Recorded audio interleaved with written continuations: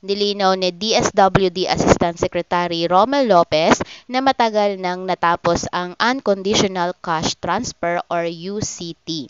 Ginawa ni Lopez ang paglilinaw matapos ang ilan sa mga naging benepisyaryo nito ay ang mga miyembro ng Porpis na patuloy na umaasa na makatanggap ng ayuda. Anya, pagkatapos ng pandemya nitong nakaraang taon ay natapos na din ang programa. Yung UCT po natin, kagaya po ng naipaliwanag natin, tapos na po yun. Ang ating pong Unconditional Cash Transfer Program ay tapos na po yun. Right after pandemic, tama Joy, tama di ba?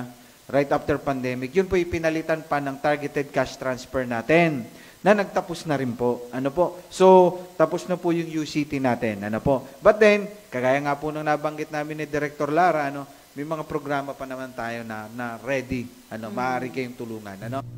Ang UCT program ay ang pinakamalaking tax reform-tification program sa ilalim ng trade law. Layunin nito na mabigyan ng cash assistance o ayuda ang mga mahihirap na pamilya para matulungang makayanan ang epekto ng trade law.